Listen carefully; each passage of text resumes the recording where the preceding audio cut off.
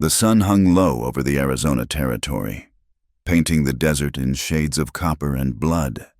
It was the summer of 1889, and the land stretched endlessly, a harsh expanse of sand, rock, and stubborn sagebrush that seemed to mock any attempt at civilization. The San Pedro River had dried to a trickle months ago, leaving only cracked earth and the bones of cattle that hadn't made it through the drought. In the small frontier town of Willow Creek, dust devils danced between the wooden buildings, carrying with them the scent of horse sweat and gunpowder. The town wasn't much to look at, a collection of weather-beaten structures huddled together against the vastness of the desert. There was Murphy's General Store, the Silver Dollar Saloon, a blacksmith shop, and a small chapel that doubled as the schoolhouse when the circuit preacher wasn't in town. Today, however, the chapel had been decorated with whatever wildflowers the women could find in this unforgiving landscape. White ribbons, yellowed by dust despite their recent hanging, fluttered from the doorframe. Inside, the pews were filled with the town's residents, all dressed in their Sunday best, though that meant different things to different folks. Miners sat next to shopkeepers, their faces scrubbed clean, but their hands still bearing the stains of honest work. At the altar stood Margaret Maggie Sullivan, 22 years old, wearing a simple white dress that had belonged to her mother. The fabric was worn thin in places, carefully mended with tiny, precise stitches. Her auburn hair was pinned up beneath a veil made from an old curtain, and her green eyes stared straight ahead, betraying nothing of the turmoil within. Her hands, clasped in front of her, trembled slightly, though whether from nerves or something else, no one could say. Beside her stood William Thornton, owner of the largest cattle ranch in the valley. At 45, he was more than twice her age, with silver threading through his dark hair and lines around his eyes that spoke of years squinting into the desert sun. His black suit was the finest in 3 counties, ordered from San Francisco, and his boots shone with fresh polish. He smiled with the satisfaction of a man who always got what he wanted. The preacher, Reverend Jonas Pike, cleared his throat and opened his worn Bible. "Dearly beloved, we are gathered here today in the sight of God and these witnesses." Outside, the wind picked up, rattling the windows. Horses tied to the hitching posts whinnied nervously, their ears flicking back and forth. Old Sam, the town drunk who hadn't been invited to the wedding, sat on the saloon porch and squinted at the horizon. "Storm's coming," he muttered to no one in particular, though whether he meant the weather or something else, he couldn't say. Inside the chapel, Maggie's mind drifted as the Reverend droned on. She thought of the life she was leaving behind. Not that there was much to leave. Since her father's death 6 months ago, she'd been alone, trying to keep his small farm running. But debts had piled up, and when William Thornton had offered to pay them all in exchange for her hand, what choice did she have?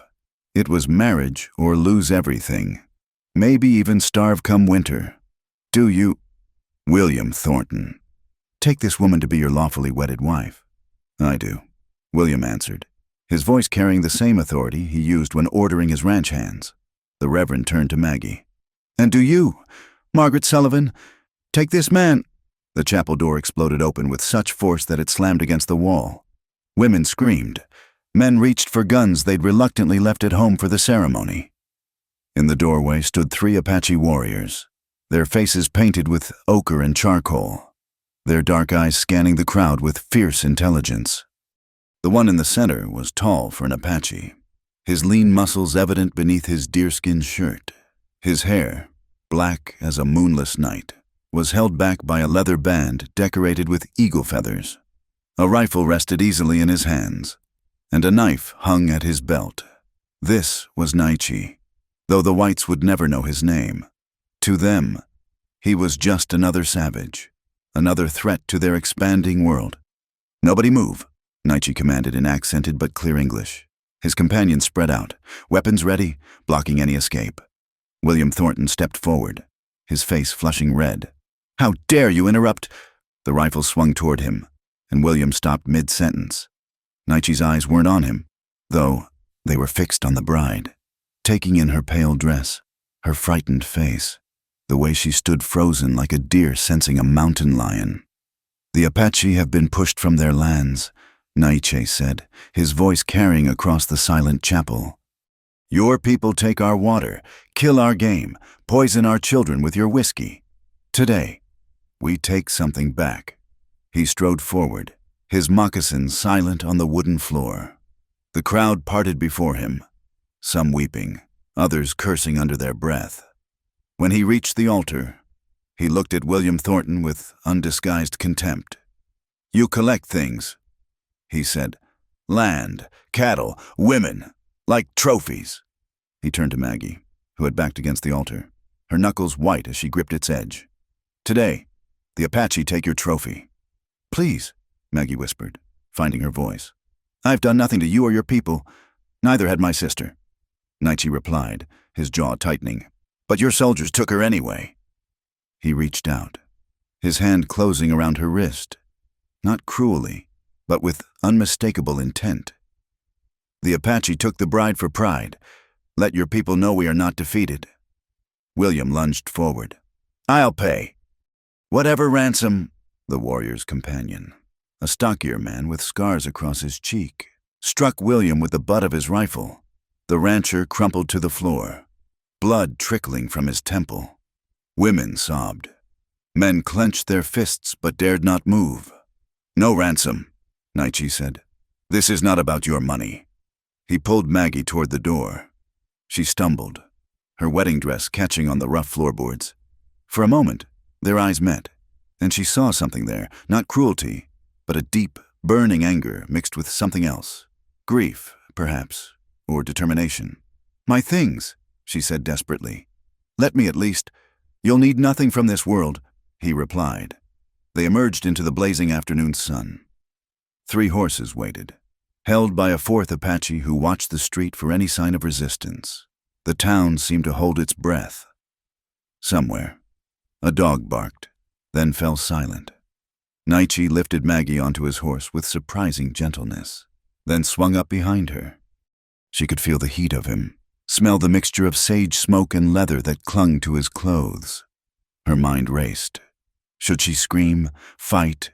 But the rifle across his lap and the grim faces of his companions suggested that resistance would only lead to bloodshed, and not just hers. "Anyone follows, they die," Naiche announced to the crowd that had spilled out of the chapel. His dark eyes found William, who was being helped to his feet. "Tell them the Apache remember every broken treaty, every murdered child. This woman is our answer." With that, they wheeled their horses and galloped out of town, leaving a cloud of dust and a stunned population behind.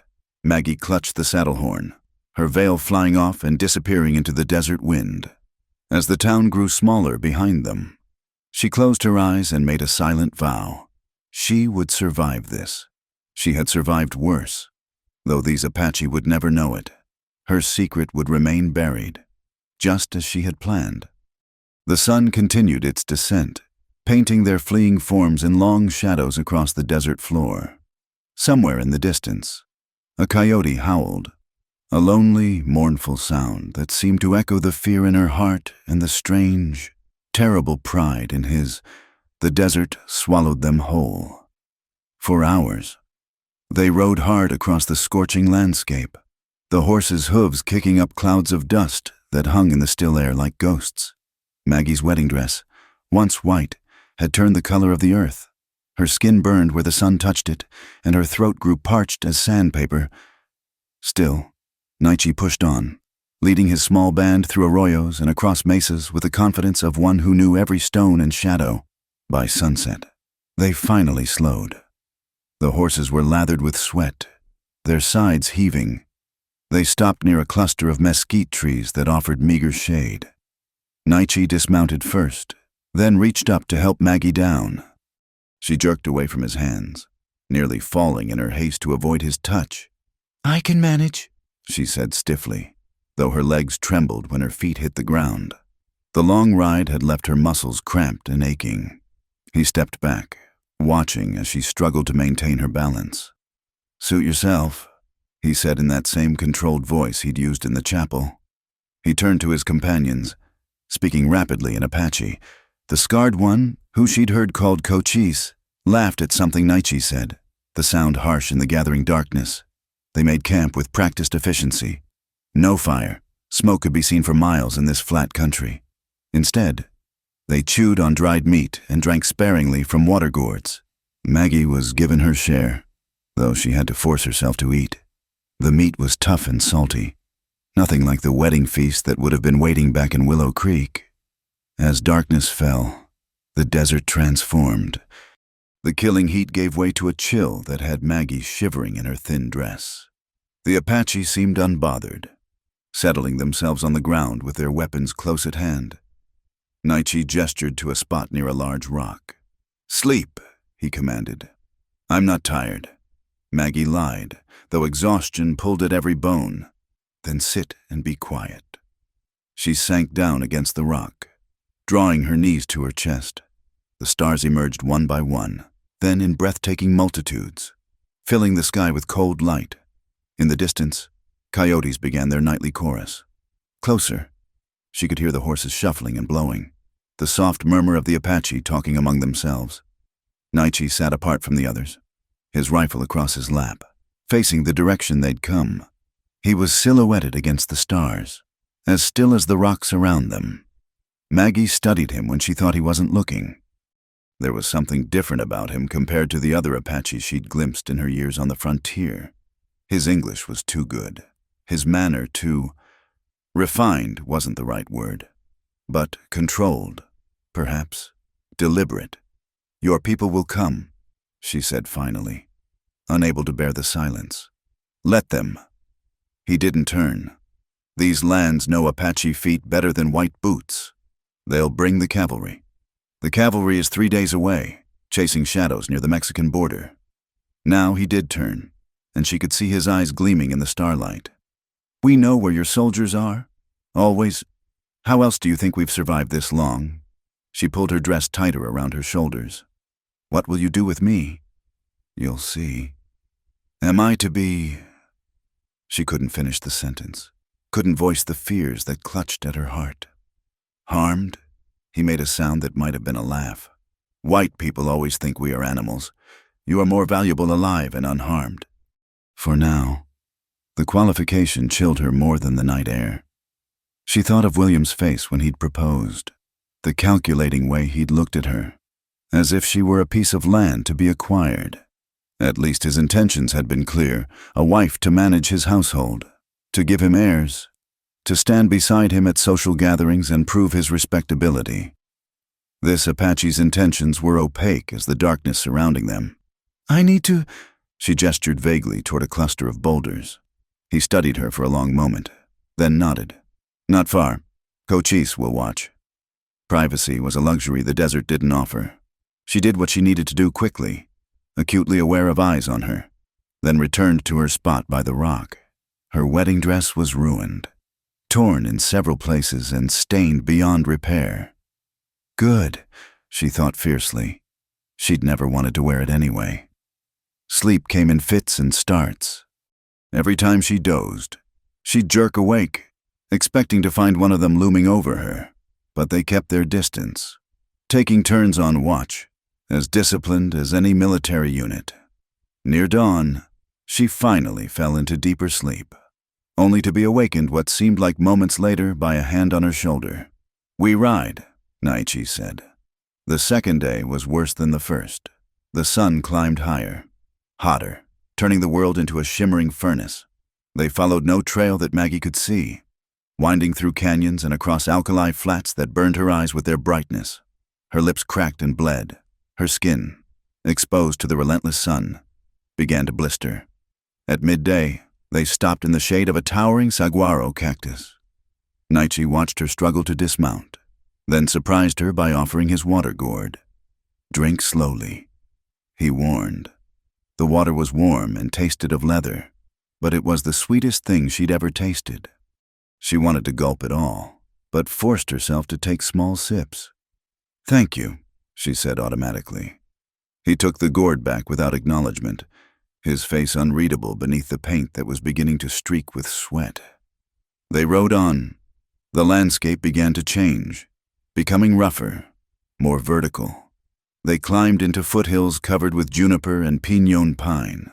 The horses labored up steep switchbacks.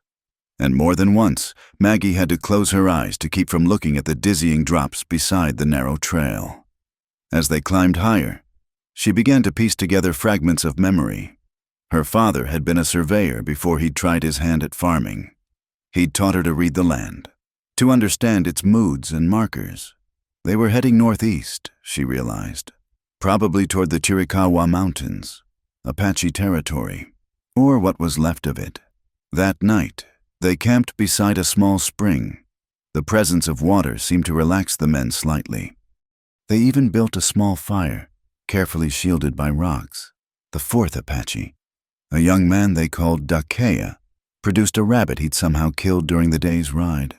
They roasted it over the flames, and the smell made Maggie's stomach cramp with hunger. She was given a portion, not much, but enough to quiet the worst of the hunger pangs. As she ate, she watched Naichi across the fire. The dancing flames cast shifting shadows across his face, making him look older one moment, younger the next. "You speak English well," she ventured. He looked up sharply, as if surprised she'd spoken. "Mission school," he said after a moment. "The priests thought they could make us white by teaching us your words." "Did it work?" His smile was bitter. "I learned your language. I learned your ways. I learned how you think." He tossed a bone into the fire. "Most of all, I learned why we must fight you." She wanted to say that not all whites felt the same, that some believed in justice and fairness, but the words died in her throat. Hadn't she seen enough to know that those voices were few and usually silenced? Her own father had been one of them, and look where it had gotten him. "Your husband," Naichi said suddenly. "He's rich. He's not my husband. The ceremony wasn't finished. He wanted you." It wasn't a question. She stared into the fire. He wanted a wife who would be grateful for his protection, someone who wouldn't ask questions about his business dealings. "And you agreed." "I had no choice." The words came out sharper than she intended. Women rarely do. Something flickered in his eyes. Surprise, perhaps, or recognition. But before he could respond, Cochise said something in Apache that made the others laugh. Naichi's expression closed off again, and he turned away from her. That night, she dreamed of her father. He was standing in their old farmhouse, maps spread across the table, showing her the secret he'd discovered. "They killed for this, Maggie," he said, his face grave. "And they'll kill again. You must be careful. Tell no one." She woke with tears on her cheeks. The stars wheel overhead, somewhere in the darkness. One of the Apache was singing softly, a low, mournful melody that spoke of loss and longing. She wondered if Naichi ever sang, if he ever allowed himself that release. Then she wondered why she cared. Tomorrow they would reach their destination, whatever it was, and then she would learn what "the Apache took the bride for pride" truly meant. She touched the hidden pocket in her corset, feeling the folded paper still there, still safe, her secret, her burden, her potential salvation, if she lived long enough to use it. The Apache camp appeared suddenly, as if the mountain itself had opened to reveal it. One moment they were riding through a narrow canyon. The next they emerged into a hidden valley where wickiups dotted the landscape like enormous baskets turned upside down. Smoke rose from cooking fires, and the sound of children's laughter carried on the wind, a sound so unexpected that Maggie's heart clenched. Their arrival caused a stir. Women emerged from their dwellings. Children ran alongside the horses, and men approached with weapons lowered but ready. All eyes fixed on Maggie, the white woman in the tattered wedding dress, sitting rigid on Naichi's horse. An elderly woman stepped forward from the crowd. Her face was a map of wrinkles, her gray hair worn in the traditional style, but her dark eyes were sharp as obsidian. She spoke rapidly to Naichi in Apache, gesturing at Maggie with obvious displeasure. Naichi dismounted and helped Maggie down, ignoring her attempts to manage alone. This time, his hands were firm but not rough, steadying her when her legs buckled from the long ride. The old woman circled her like a hawk, taking in every detail from her tangled hair to her ruined dress. "This is Lozen," Naichi said. "She leads the women. She will decide what to do with you." Lozen spoke again, her tone harsh. Several women laughed, not kindly. Maggie lifted her chin, meeting the old woman's gaze directly. "Whatever they planned, she wouldn't cower. She says you're too soft," Naichi translated, though Maggie suspected he was editing heavily. "That white women are like flowers, pretty but useless in the desert. Tell her I'm tougher than I look," Maggie replied. Naichi's mouth twitched, almost a smile. He relayed her words, and Lozen's eyes narrowed with what might have been approval or calculation. The crowd parted as a man approached. He was older than Naichi, with silver threading through his hair and the bearing of leadership. Scars marked his arms and chest, each one a story of survival. This had to be the chief, though he wore no special ornaments to mark his status. "Victorio," Naichi said simply, and Maggie recognized the name, even in Willow Creek. They'd heard of Victorio, the Apache leader who refused to surrender, who led his people in a desperate fight to remain free. Victorio studied her with intelligent eyes, then spoke at length with Naichi. Their conversation was intense, with gestures toward Maggie and the direction they'd come from. Finally, Victorio nodded and walked away, the matter apparently settled. "You'll work," Naichi announced. "Like everyone else.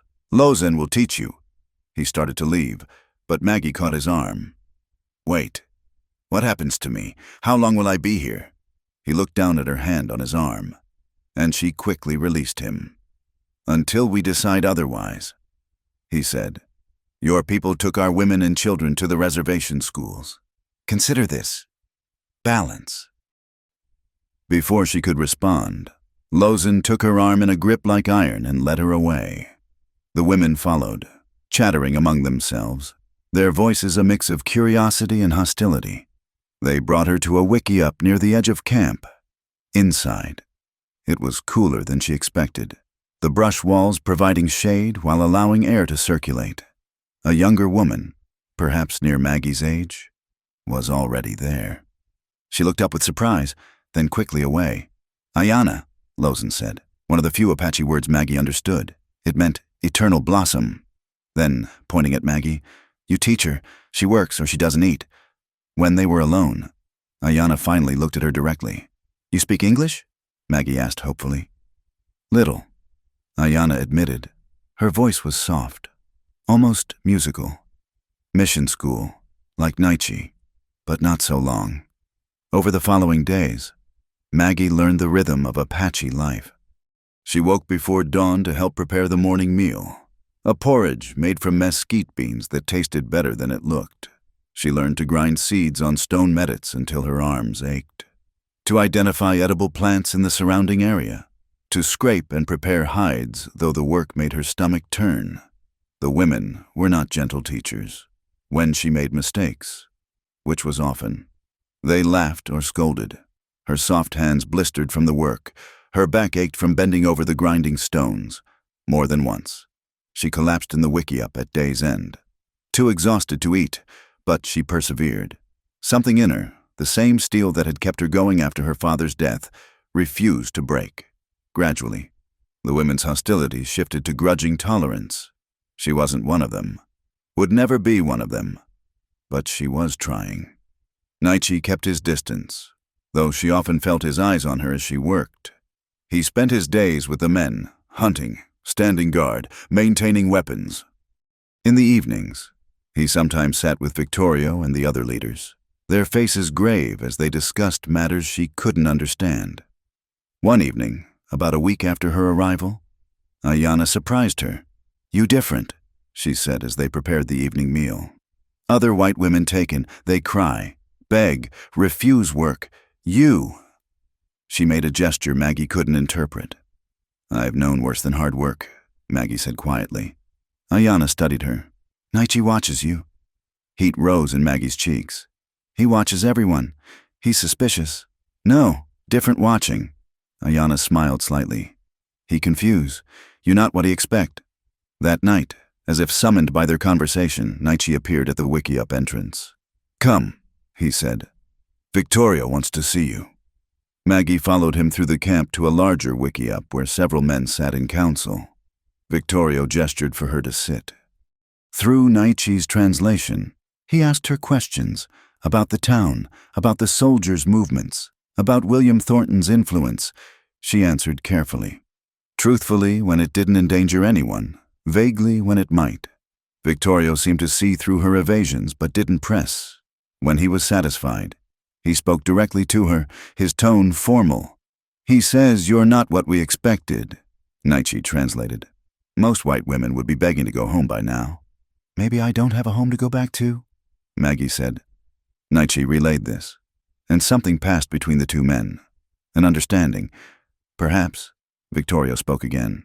"He offers you a choice," Nietzsche said, and she could hear the surprise in his voice. "Stay willingly, work with the women, learn our ways, and you'll be treated as one of us, or remain a captive. Watched always, trusted never." Maggie's mind raced. Stay willingly with the Apache. The thought should have horrified her. But she thought of William Thornton, of the life that had awaited her in Willow Creek. A different kind of captivity, wrapped in silk instead of deerskin. "What happens when your war ends?" she asked. "When the soldiers finally come?" "All wars end," Nietzsche said quietly. "How they end?" He shrugged. "But while you're here, you could have purpose instead of just survival." She thought of the paper hidden in her corset, the secret her father had died protecting. These people were fighting for their land, their freedom. Weren't those the same things her father had believed in? "I'll stay," she heard herself say, willingly. Surprise flickered across Nietzsche's face. Victorio nodded slowly, then spoke what sounded like a dismissal. As they left the council wickiup, Nietzsche walked beside her in silence. "Why?" he finally asked. "You wouldn't understand. Try me." She stopped walking, forcing him to stop too. In the moonlight, his face was all plains and shadows. "You think all white people are the same, that we all want to take your land, destroy your way of life. But some of us have lost things too. Some of us know what it means to have everything stolen." "Pretty words," he said, but there was less skepticism than before. "I could have married William Thornton and lived in comfort," she continued. "Instead, I'm here, grinding mesquite beans until my hands bleed. What does that tell you?" He was quiet for so long she thought he wouldn't answer. Then, "It tells me you're running from something, or hiding something." Her heart skipped, but she kept her face calm. "Aren't we all?" He studied her in that intense way of his, as if he could read the secrets written on her soul. "Perhaps," he said finally, "but some secrets are more dangerous than others." As he walked away, leaving her at the entrance to her wickiup, Maggie touched the hidden pocket again. He was right, of course. Some secrets were dangerous. But sometimes, danger was the only path to justice. Inside the wickiup, Ayanna was already asleep. Maggie lay on her blanket, staring up through the smoke hole at the stars. Somewhere in this camp, Nietzsche was probably standing guard, protecting his people from threats like her. The thought should have been ironic. Instead, it filled her with an odd sense of safety. She was a captive who had chosen captivity, a white woman living among the Apache, carrying a secret that could change everything if revealed at the right moment. But for now, she would learn their ways, work beside their women, and try to understand the man who had stolen her for pride, but was beginning to see her as something more than a symbol. The desert night sang its ancient song, coyotes calling, owls hunting, wind whispering secrets through the canyon, and Maggie Sullivan, who should have been Mrs. William Thornton by now fell asleep to its wild music, feeling more free in her captivity than she'd ever felt in her life. The storm announced itself with a wall of dust that turned day into twilight. Maggie had been working with the women, gathering piñon nuts on the hillside, when Lozin suddenly straightened and sniffed the air like a wolf sensing danger. "Haboob," she said, using one of the few English words she knew. Big dust. We go. Now. The women moved with practiced urgency, filling their baskets and hurrying down the slope. Already the wind was picking up, sending small stones skittering across the ground. By the time they reached camp, the sky had turned an ominous yellow-brown. Naichi appeared at Maggie's side as she helped Ayana secure the wickiup. Inside, he ordered. This storm will be bad. I need to help. Inside. His tone brooked no argument. The desert doesn't forgive ignorance. She wanted to argue, to prove she wasn't some helpless white woman. But the wind suddenly gusted so hard it nearly knocked her down. Sand stung her face like tiny needles. Naichi grabbed her arm and half-dragged her to a more sturdy dwelling near the center of camp, his own wickiup. She realized with surprise, inside, the noise was muffled but still overwhelming. The entire structure groaned and swayed. Sand found every tiny opening, creating a fine haze in the air. Naichi tied a cloth over his nose and mouth, then handed her another. Breathe through this, he said. They sat in tense silence as the storm raged. Outside, she could hear shouts in Apache, the panicked whinnying of horses, the crash of something being torn loose. The wickiup shuddered but held, testament to generations of Apache engineering. Your first haboob? Naichi asked after a while. She nodded, not trusting her voice. In truth, she was terrified. The storm seemed like a living thing, intent on tearing apart everything in its path. They come every year, he said, sometimes worse than this. The desert tests us always. A particularly violent gust shook the dwelling, and Maggie involuntarily moved closer to him. He didn't pull away. In the dim light filtering through the dust, she could see his profile, strong nose, firm jaw, eyes that missed nothing. Why did you bring me here? She asked. To your dwelling? Ayana's wickiup is newer, less strong. He paused. And you are my responsibility. Because you took me. Yes. The simple admission hung between them. She thought of asking more. Why her? Why the elaborate show of taking a bride? But another sound cut through the storm's roar. A child crying, high and frightened. Naichi was on his feet instantly. Stay here, he commanded, then plunged out into the storm. Maggie lasted perhaps 30 seconds before following. The wind hit her like a physical blow, driving her to her knees. Sand filled her mouth, nose, eyes. She couldn't see more than a few feet, couldn't tell which direction was which. Panic clawed at her throat. Then strong hands hauled her upright. Foolish woman, Naichi shouted over the wind. He had a child clutched against his chest, a boy of perhaps 5, sobbing with terror. Together they fought their way back to the wickiup. Inside, Naichi deposited the child on a blanket, speaking to him soothingly in Apache. The boy clung to him, clearly viewing this fierce warrior as safety itself. His mother? Maggie asked, coughing sand. Securing their shelter. He ran out, got lost in the storm. Naichi's eyes were hard. Why did you follow? You could have died. You might have needed help. I need no help from... He stopped himself, but she could fill in the rest. From a white woman, from someone soft and useless. From someone who cares whether you come back? She challenged. Something shifted in his expression. Before he could respond, the wickiup entrance flew open again. A young woman stumbled in, the child's mother, Maggie assumed. She fell on her son with cries of relief, then turned to Naichi with what were clearly profuse thanks. The storm raged for hours more. Other Apache took shelter with them as their own dwellings became compromised.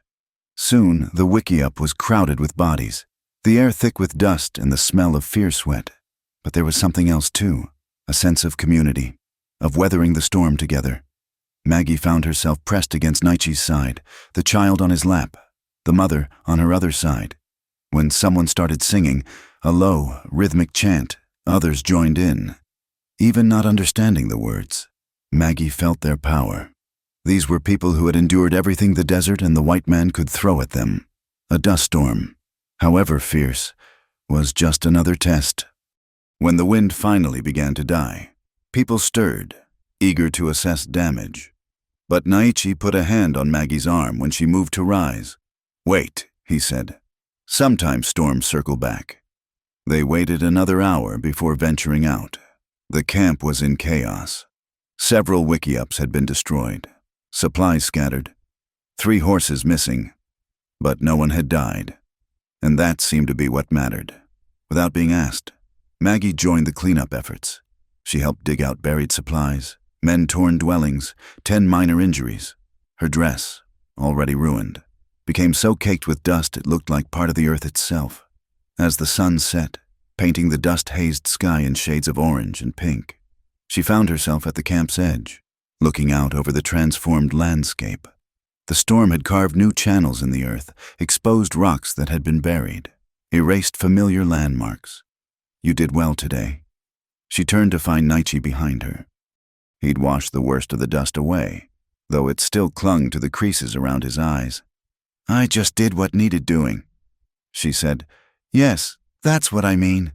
He stood beside her, following her gaze across the desert.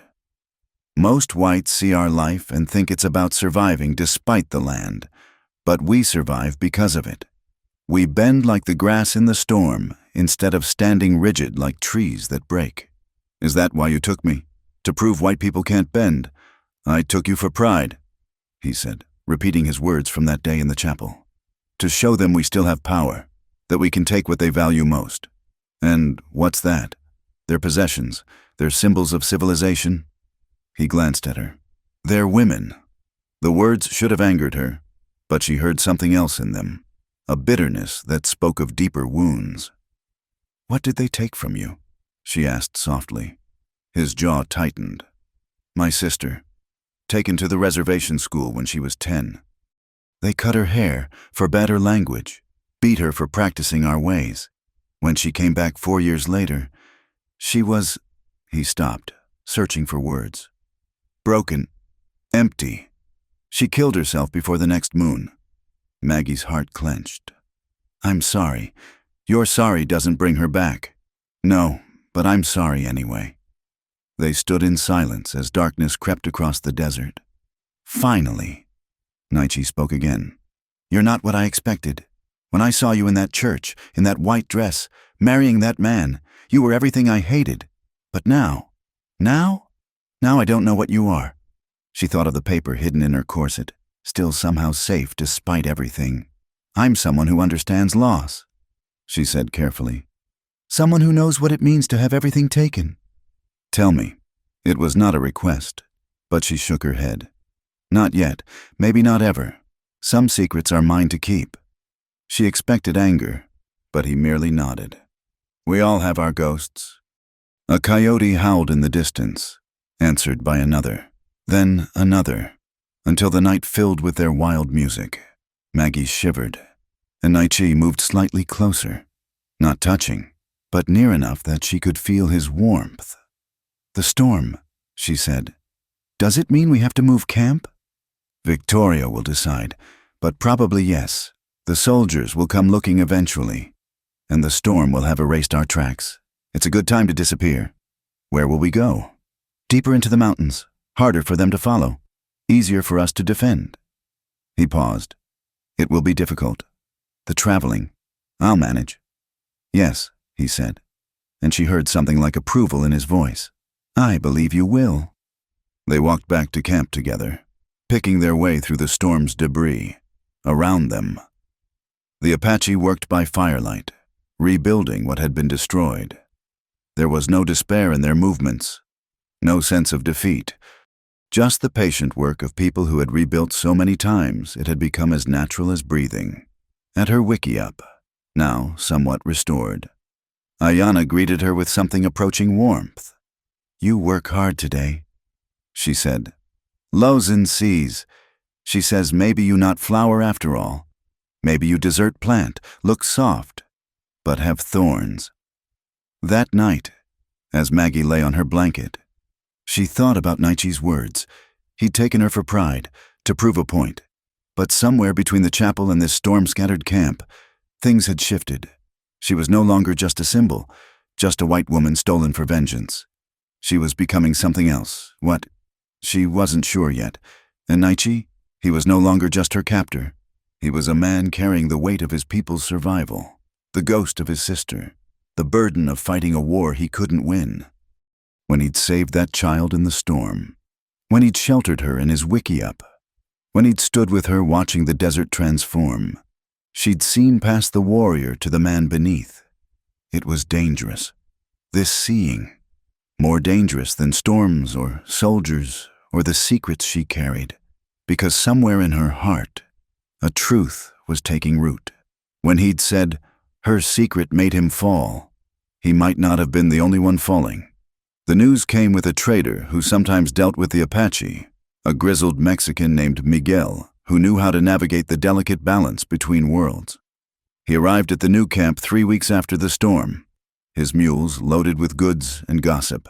The Americanos are angry, he told Victorio through a translator, though his eyes kept flicking to where Maggie worked with the women. They say you stole a white woman. They offer reward, $500 alive, $300 dead. Maggie's hand stilled on the hide she was scraping. $500 was a fortune. Men had killed for far less in the territories. Victorio's face remained impassive. What else? They come with many soldiers, 2 days, maybe 3 behind me, and rangers from Texas, those who hate Apache most. Miguel spat in the dust.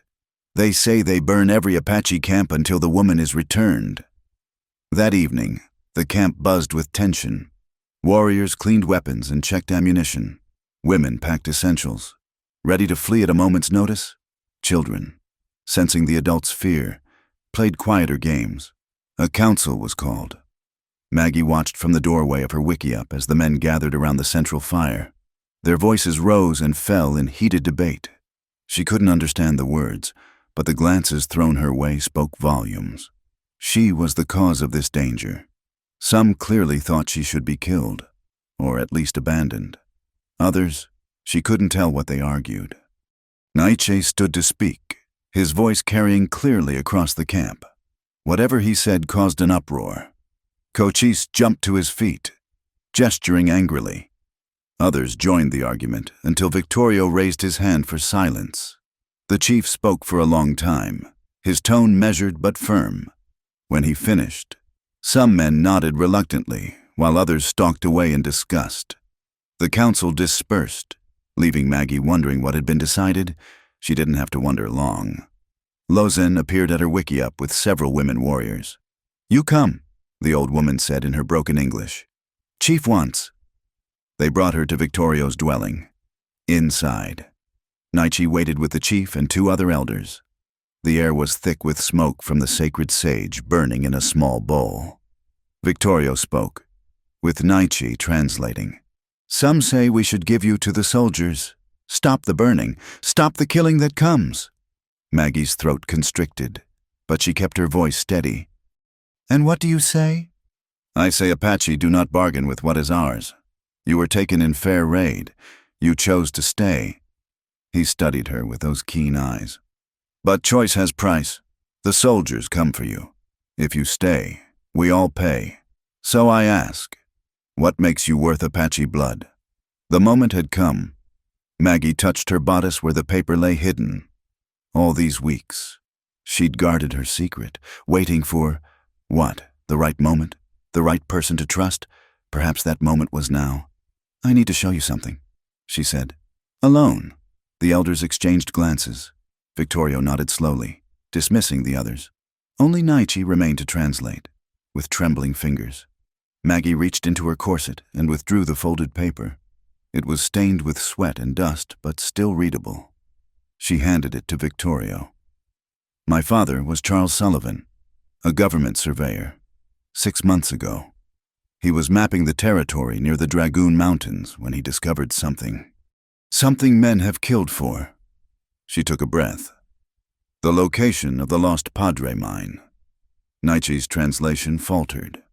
The Lost Padre mine was legend in the Southwest. A Spanish gold mine of fabulous wealth. Hidden by Apache raids centuries ago. Many had died searching for it. Victorio examined the paper, a surveyor's map marked with coordinates, landmarks, and her father's careful notes. "This is real?" "My father didn't lie. He was murdered 3 days after he showed me this map, shot in the back while working his field. They made it look like Apache raiders, but I knew better. I saw William Thornton's foreman leaving our property. Thornton, Nietzsche repeated. The man you were to marry. He wanted the land my father claimed. But more than that, he suspected my father had found something valuable. He proposed to me the day after the funeral, said a young woman needed protection in these dangerous times. Her laugh was bitter. I knew what he really wanted. If we married, everything that was mine became his, including any secrets my father might have shared. Victorio studied the map more carefully. This mine, it's on Apache land. Traditional Apache territory. Yes, land the government claims but can't hold. She met his eyes. My father believed the gold belonged to whoever held the land by right, and that was your people. He was planning to approach your leaders, to make a deal. When he was killed, and you kept this secret. Why? Because I needed to stay alive long enough to decide what to do with it. Because I couldn't let my father's murderer profit from his death. She looked at Nietzsche. When you took me from the church, you gave me a way out. I didn't plan it, but you used it, Nietzsche said. And she couldn't tell if it was accusation or admiration. Yes. Victoria was quiet for a long moment. Then, this changes things. With such wealth, we could buy weapons, supplies, land where the white man must respect our boundaries. But, he looked at her shrewdly, you could have bought your freedom with this knowledge. Why share it now? Because the soldiers are coming for me, and people will die. Apache people who've shown me kindness despite everything. She thought of Ayana's growing friendship, of Lozen's grudging respect, of the children who had begun to smile when they saw her. And because my father was an honest man who believed in justice, he wouldn't want innocent blood shed for gold. No blood is innocent in war, Victorio said sadly. But some causes are more just than others. He folded the map carefully. We will verify this. If it's true, you've given us a powerful gift, perhaps powerful enough to change our fate. He spoke rapidly to Nietzsche and Apache, then left them alone. The silence stretched between them, heavy with unspoken words. You could have told me, Nietzsche said finally. Could I? You took me for pride, for revenge. Would you have believed I was anything more than a white woman trying to save herself with lies? He moved closer, and she could see the conflict in his eyes. What else have you hidden? Nothing that matters now. Everything matters. Don't you understand? If this map is real, if the mine exists, it changes everything. Not just for the Apache, but for you. Thornton will never stop hunting you now. He was never going to stop anyway. He killed my father. I was just delayed justice. And if we hadn't taken you, what then? She thought of the small bottle of laudanum she'd hidden in her wedding trunk, the desperate plan she'd made for her wedding night. Then I would have found another way to keep the secret from him. Understanding dawned in his eyes. You never meant to survive the marriage. I meant to do what was necessary. He grabbed her shoulders, his control finally cracking. Foolish woman, brave, foolish woman. His hands gentled, sliding down her arms. When I saw you in that church, I thought I was taking a pampered rancher's bride, but you're a warrior in your own way, aren't you? I'm just trying to do what's right. That's what warriors do. The space between them had somehow disappeared. She could feel the heat of him, see the pulse beating in his throat. When he spoke again, his voice was rough. The others argued to give you back or kill you. I told them I'd fight anyone who tried. Do you know why? Because I was your prize, your symbol. No, not anymore. His hand came up to cup her face, calloused thumb brushing her cheekbone. Because somewhere between the church and here, between pride and knowing you, He struggled with words in any language. You asked what makes you worth Apache blood. You are just you. She should have pulled away. There were 1,000 reasons why this was impossible, dangerous, doomed. But when his lips touched hers, gentle as a question, she answered with her whole heart. The kiss was nothing like the polite pecks she'd exchanged with suitors back in civilization. It was desert lightning, fierce and illuminating. When they broke apart, both breathing hard, she saw her own wonder reflected in his eyes. "This complicates things," she said weakly. "Everything with you is complicated." But he was almost smiling. "Victoria will send scouts to verify the mine's location. If it's there, we'll have to move fast. The soldiers—" A shout from outside interrupted him. They rushed out to find the camp in controlled chaos. One of the scouts had returned early, his horse lathered with sweat. The news was bad. The soldiers were closer than expected.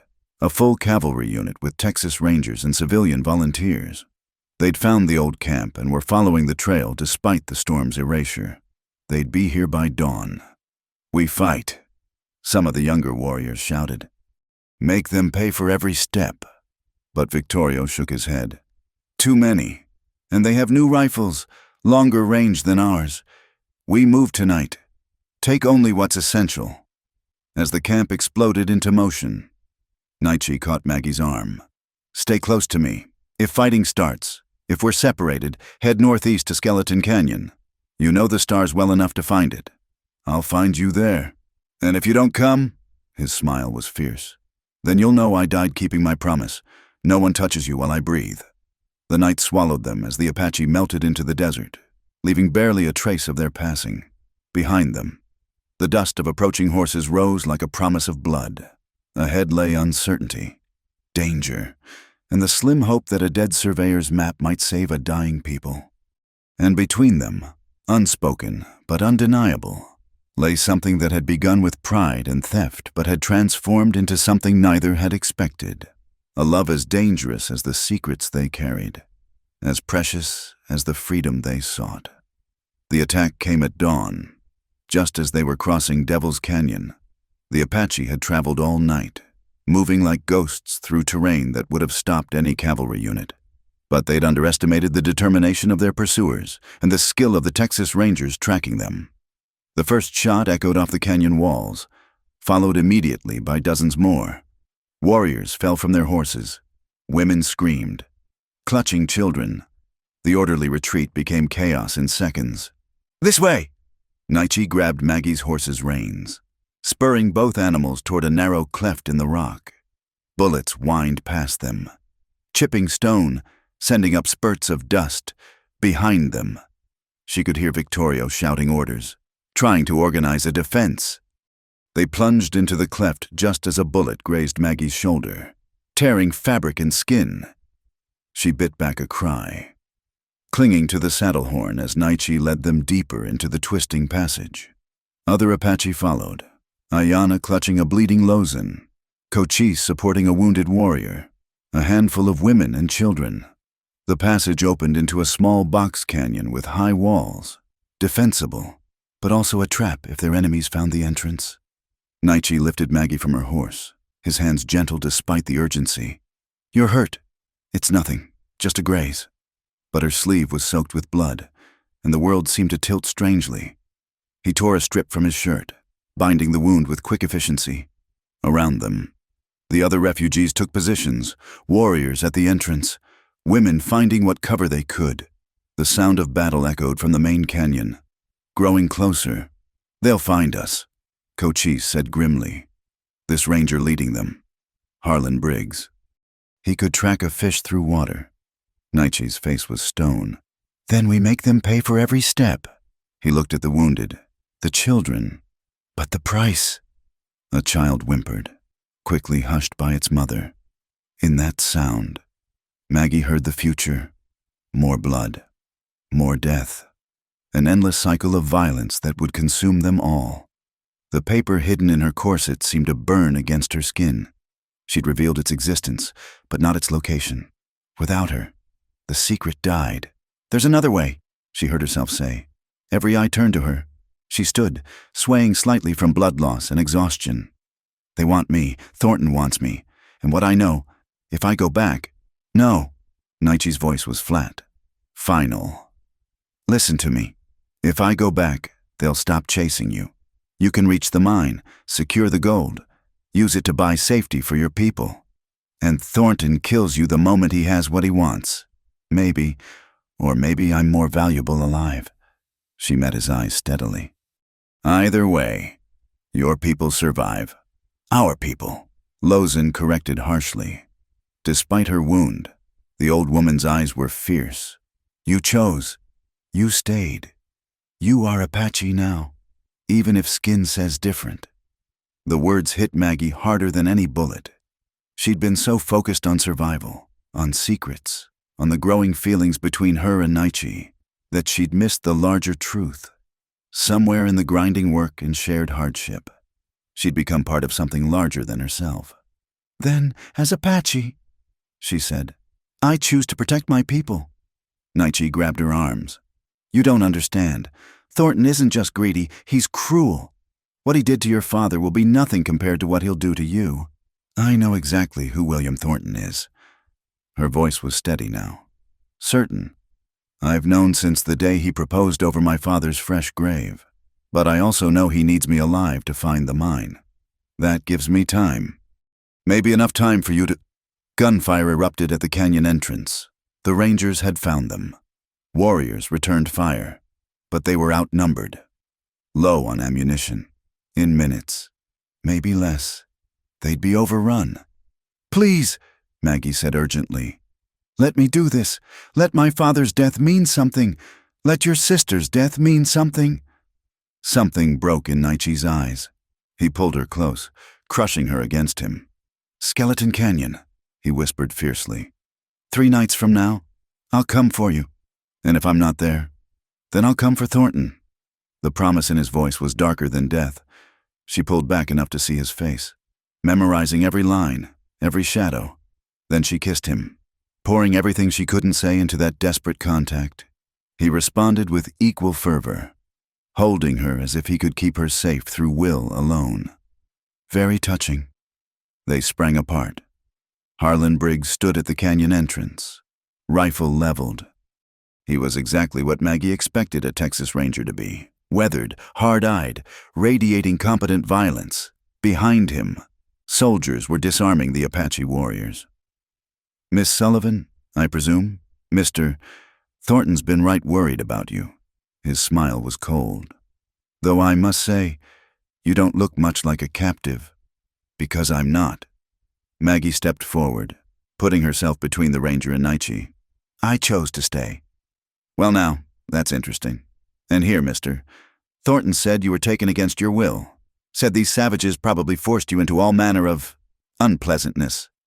His eyes traveled over her Apache dress, her sun-darkened skin, the way Naichi's hand hovered near his knife.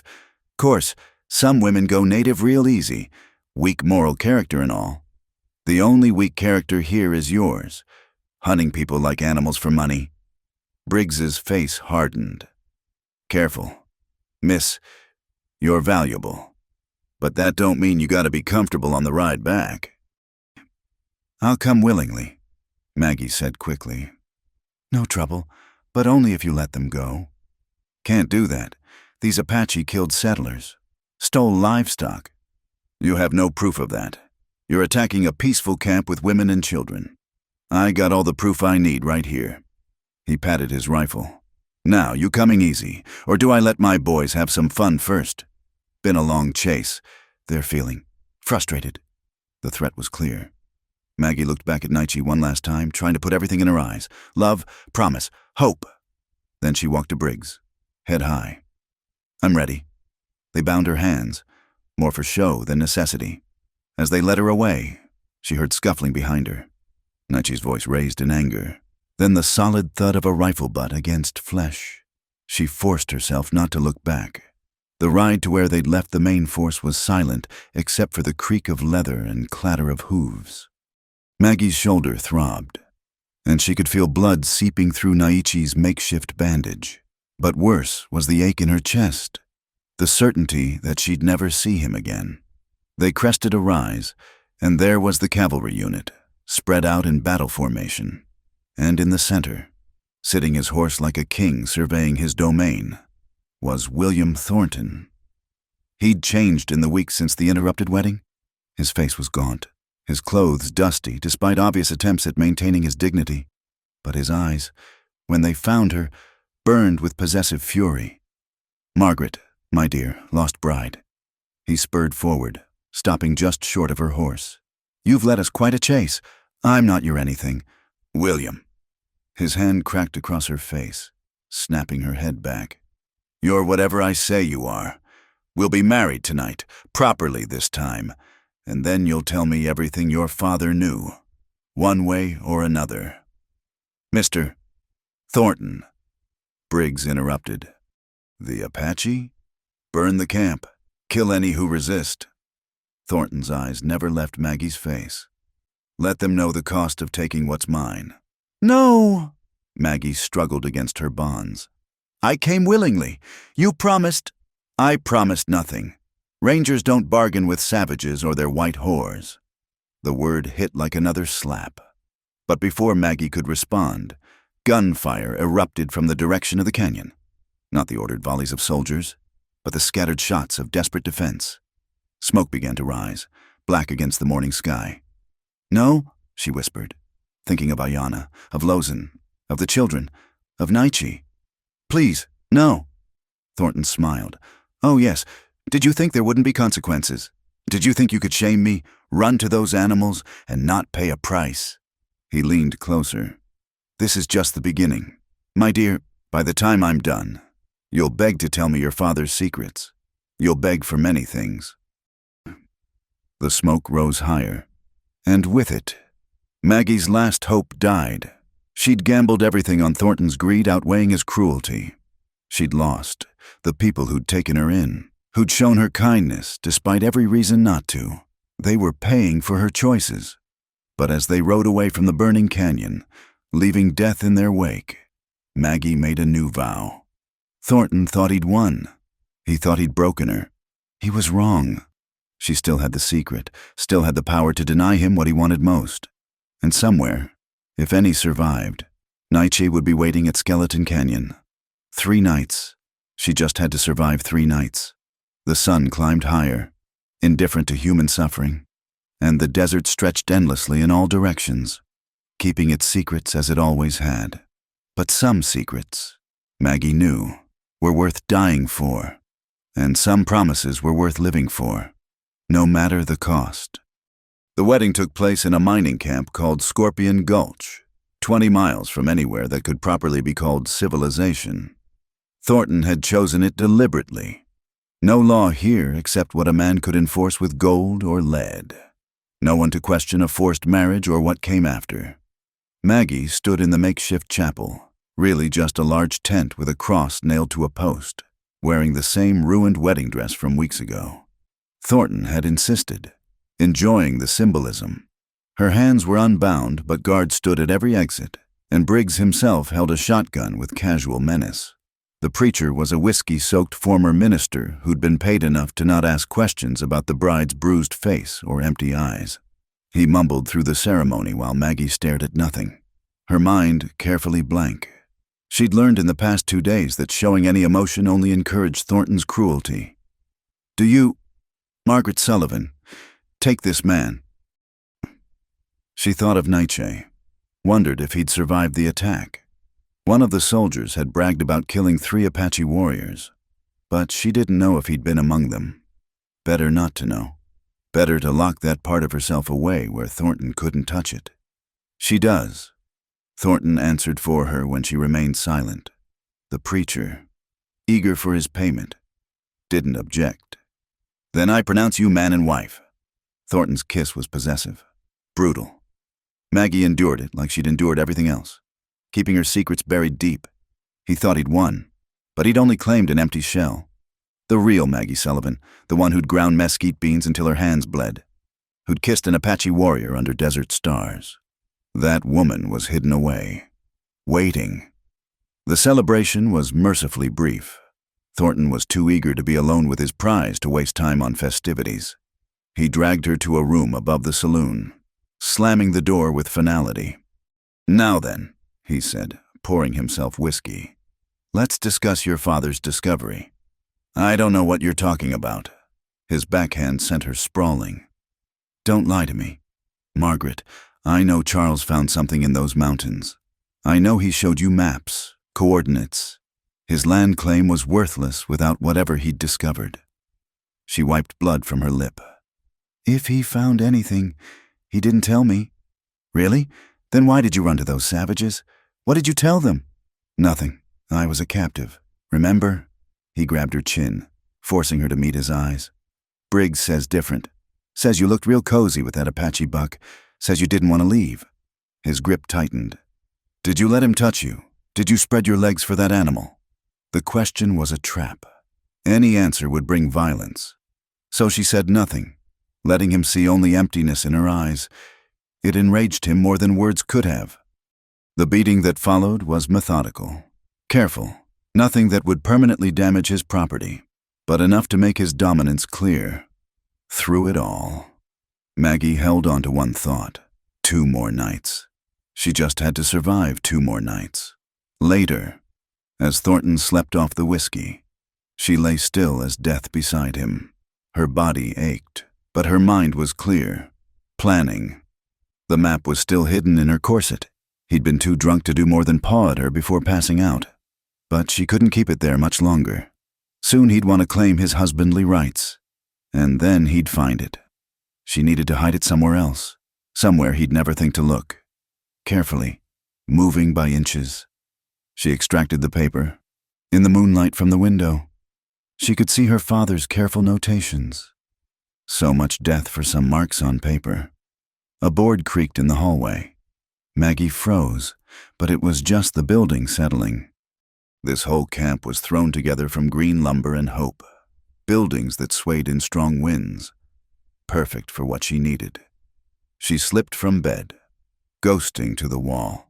There, a gap between 2 boards, probably leading to the hollow space between walls. She folded the map smaller, then worked it through the gap. It disappeared into darkness. Not perfect, but it would have to do. Back in bed, she counted heartbeats until dawn. 1 more day, 1 more night. Then Skeleton Canyon, and either freedom or death. Both seemed preferable to this. Thornton woke mean, as she'd expected. But his first priority was business. He had meetings with mining investors, plans to make for exploiting whatever wealth the map revealed.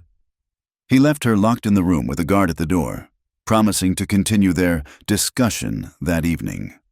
Alone, Maggie explored her prison. The window was too high to jump from without breaking bones, and the guard outside was alert.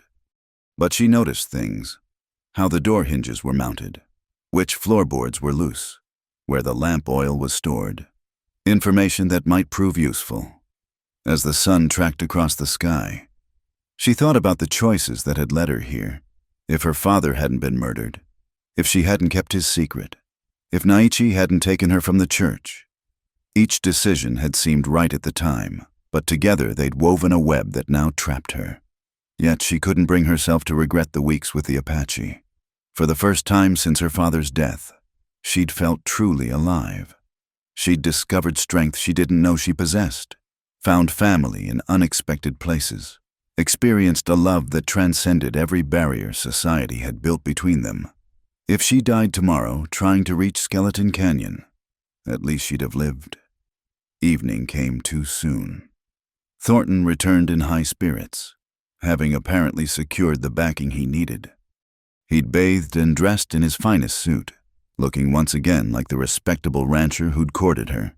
"I've been thinking," he said, pouring champagne he'd somehow procured. "Perhaps I've been too harsh. We're married now, after all. Partners. There's no reason this has to be unpleasant." She recognized the new tactic but played along, accepting the glass he offered. "What do you want, William?" "Just the truth. Your father found something valuable. I know it. You know it. Why not share the wealth? We could be rich together, powerful together." He sat beside her, his hand settling on her knee. "I could be a generous husband to a cooperative wife, and if I truly don't know anything—" His hand tightened. "Then we'll have to explore other possibilities. But I don't think that's the case. You see, I had your father watched for weeks before he died. I know he went into those mountains repeatedly. I know he came back excited the last time. And I know he spent hours that final night showing you something." The accuracy of his surveillance chilled her. You had him killed. I had him removed as an obstacle, just as I'll remove any other obstacles." He leaned closer, including a stubborn wife who outlives her usefulness. "Then we're at an impasse, because killing me won't get you what you want. No, but it would be satisfying." He stood, finishing his champagne. "I'll give you tonight to think it over. Tomorrow we'll try again. And Margaret, tomorrow I won't be gentle." He left, locking the door behind him. Maggie waited until his footsteps faded, then sprang into action. She had hours at most, maybe less if he decided to return early. First, she used the chamber pot's sharp edge to fray her dress into strips, braiding them into a crude rope, not long enough to reach the ground, but perhaps enough to get to the roof of the adjacent building. Next, she pried up a loose floorboard, revealing the joists beneath. The lamp oil went there, if she needed a distraction. Fire in a wooden camp would certainly provide one. Finally, she worked on the window. The frame was poorly fitted, gaps showing around the edges. Using a hairpin, she attacked the putty holding the glass, working it loose grain by grain. It was slow work, maddening when every instinct screamed to hurry. Midnight came and went.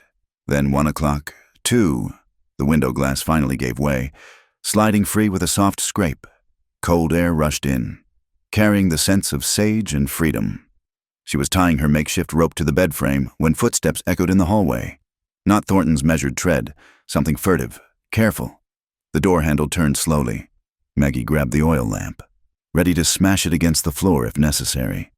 But when the door opened, it wasn't Thornton or his guards. It was Briggs. "Easy there, miss," he said, hands raised. "I'm not here to hurt you." "Why are you here at all?"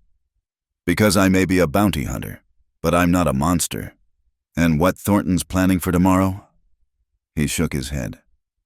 "Let's just say it ain't something I want on my conscience. You killed those Apache without conscience. That was war. This is different." He stepped aside, gesturing to the door. "You want to debate morality, or you want to leave?" Every instinct screamed trap, but what choice did she have? She moved toward the door, still clutching the lamp. "Why?" she asked as they crept down the hallway. "Maybe because I had a daughter once? Maybe because even a hard man has limits? Or maybe," he glanced at her, "maybe because I saw how that Apache looked at you and how you looked at him. Love like that shouldn't die in a place like this." They reached the back stairs without incident, but as they descended, a shout went up from somewhere in the building. "Discovery." "Run," Briggs ordered, shoving a pistol into her hands. "Skeleton Canyon's northeast, maybe 10 miles. There's horses in the stable. Take the roan. He's fastest." "What about you?" His smile was grim. "I'll buy you time. Go!" She ran, bare feet silent on packed earth. Behind her, gunfire erupted, Briggs making good on his promise. The stable was dark, horses stirring nervously. She found the roan, threw a blanket on its back, no time for a saddle, and swung up. More shouts. Closer now. Torches appearing between buildings. She kicked the horse into motion, bursting from the stable at full gallop. Shots rang out, but darkness was her ally now. In moments, the camp was falling behind, swallowed by the vastness of the desert. She rode hard, navigating by stars and instinct. The roan was indeed fast, eating up ground with long strides. But she could hear pursuit, horses and men, spreading out to cut off escape routes. Dawn was breaking as she reached the mouth of Skeleton Canyon. The horse was lathered, breathing hard. She slid off, slapping its rump to send it on. Better to go on foot in the rocks, harder to track. The canyon was well named, littered with white stones that looked like bones in the early light. She scrambled deeper, seeking the meeting place Naichi had described. But the canyon branched and twisted, each turn looking like the last. Hoofbeats echoed off stone. Her pursuers had reached the canyon mouth. Soon they'd spread out, searching systematically. And she was lost, exhausted, with nowhere to run. A hand closed over her mouth, dragging her backward into shadow.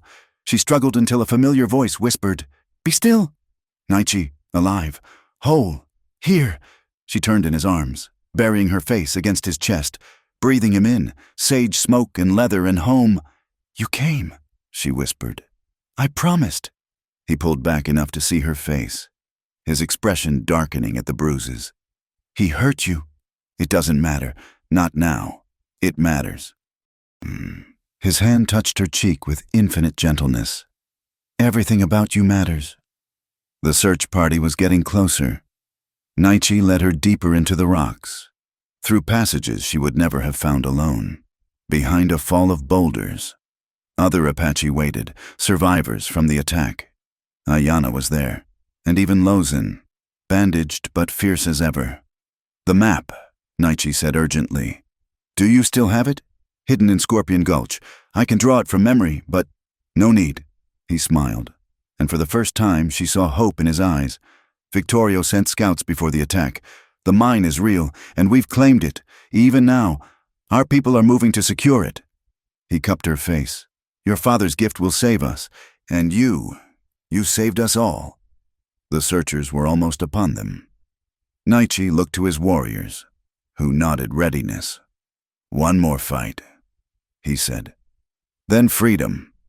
But Maggie thought of Briggs, buying her time with his life. Of all the blood already spilled? Wait, I have another way. She stood, despite Naichi's grab for her. Stepping into view, she called out, William, I know you're there. Let's talk terms. Thornton emerged from behind a boulder, flanked by armed men. His face was mottled with rage, but something in Maggie's steady gaze made him pause. She stood straight despite her exhaustion, the rising sun painting her silhouette against the canyon walls. Terms? Thornton laughed harshly. You're hardly in a position to negotiate, my dear wife. I know where the Lost Padre mine is, Maggie said clearly. And you don't kill me, kill them, and the secret dies. You'll have murdered my father for nothing. Greed warred with fury in his eyes. You'll tell me anyway. I'll make you. No, William, you won't. She stepped forward, and his men raised their rifles nervously. Because I'm done being afraid. You can torture me, but I've learned something from my time with the Apache. The body can endure far more than the spirit. And my spirit, it's beyond your reach now. Fine words from a traitor and a savage's whore. The insult rolled off her like water. I've been called worse by better men. Here are my terms. Safe passage for the Apache, all of them. No pursuit, no retaliation. In exchange, I'll show you a map. Not to the Lost Padre, but to something else my father found. A silver vein, rich enough to make you wealthy. And the gold mine? Stays hidden. That's non-negotiable. Thornton's men muttered among themselves. Silver was good, but gold was better. One of them, a grizzled prospector, spoke up. Boss, silver's nothing to sneeze at, and if she knows where one mine is, she might know where others are. Thornton finished. His calculating gaze swept over the Apache positions, counting odds. How do I know you're telling the truth? Maggie reached into her torn bodice, producing a second paper, one she'd kept hidden even from Naichi. My father was thorough. He found 3 sites of value. I'm offering you one.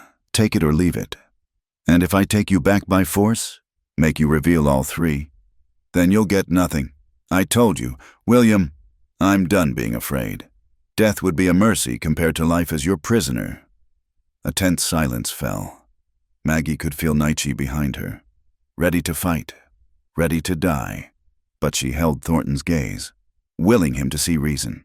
Finally, greed won. Show me this map. She held it up but didn't move closer. First, your word. Safe passage for the Apache. My word means nothing to savages. But it means something to the men behind you, the ones who'll spread the story of how William Thornton gave his word and broke it. Bad for business, wouldn't you say? He ground his teeth. Fine. Safe passage. Now the map. Maggie tossed it to land at his feet. He snatched it up, studying it intently. The prospector looked over his shoulder, nodding excitedly. That's Whitetail Canyon. Sure enough. Good mineralization there. It seems we have a deal. Thornton said. But as Maggie turned to go, he added, "One more thing. The marriage stands. You're still my wife. On paper, perhaps, but we both know the truth. I was never yours. William, not my body, not my spirit, and certainly not my heart." She looked back at him one last time. "My father used to say that men like you always lose in the end. You accumulate wealth but never worth. You die alone, surrounded by things but empty of meaning. I pity you." His face purpled. "You'll regret—" "No," she cut him off. "I won't, because I've learned what really matters. Love, family, freedom, things you'll never understand." She walked back to where Nietzsche waited, taking his outstretched hand. Together they retreated deeper into the canyon, the other Apache falling in around them. Thornton and his men watched them go, greed and hatred warring in their faces, but bound by the bargain struck. They traveled for hours through hidden paths, emerging finally on the far side of the mountains. There, a larger band of Apache waited with horses and supplies. Victorio himself was there, looking older but unbroken. "It's done," Nietzsche reported. "She bought our freedom with wisdom instead of blood."